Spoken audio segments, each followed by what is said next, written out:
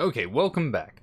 Now, we've got a pretty big job to do in this lesson. First, we're going to hide the little error bar and the compiling information and the room settings. We don't need those for now. We're going to open up our player object, and you might have noticed that you move the same speed diagonally as you do moving left and right, which actually means you're moving a little faster. And let me explain what I'm talking about. Still got all that. We can add. Okay. We're going to go into the... I'm going to open up a new sprite. And just going to... Okay, so let's pretend that you're this little dot in the center, right? If you were looking down at somebody from like a building, and you were going to say they were going to walk in any direction, if they could walk in any direction, it would be represented as a sphere or a circle in what direction they can move, right? Well, the way that we're calculating the speed and movement is to say that we're moving 2 pixels over or 2 pixels up. And if we're holding in an up and down, an up and left or up and right or down and right or down and left, then we're actually moving 2 pixels over and 2 pixels up or down, which means that we're hitting this point up here at the same time as it would take to hit this point or this point. And as you can probably already see, that is longer. That's a longer, like really it should be, this is the furthest they can move. This circle should represent their movement.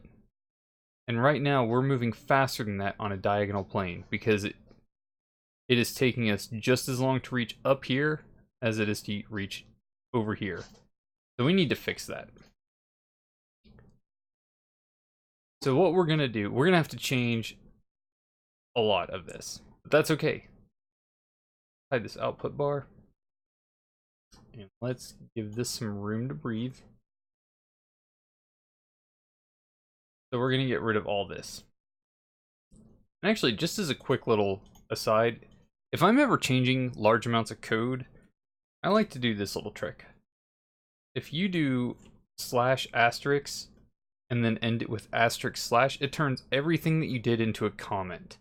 So this doesn't affect anything anymore. This is not part of the code, it is just a comment. And the reason why I do that is if you're going to make some kind of risky change or you're not sure if you want to do something or not, it is better to do this than delete the code. I have made some pretty big mistakes by deleting code in the past, so this is a safer way to do it. That way if I end up, the new code doesn't work, I just get rid of these, and then I go back to the old code. But I know for a fact that this new code is going to work, so we're going to get rid of it. And I'm also going to show you something else. Do #region movement, and then go down here a little bit and say end region movement. Automatically comments the last thing. Now anything that we type between the two of these is collapsible and expandable. So we can say all this stuff, and we can actually collapse it. So that makes it really easy to organize your code. So we'll go ahead and say it's going to be region that code.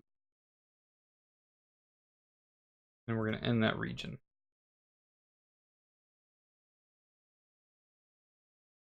And boom, now we can collapse it. You can do that for everything, and I actually really like to break up my code that way so that it's a lot nicer and neater. And you see if we collapse that, it goes from line 27 to line 30. Okay, so that's just a little bit of preparation. We're going to end this lesson here because I have a dog that needs outside. So we'll pick up in the next lesson.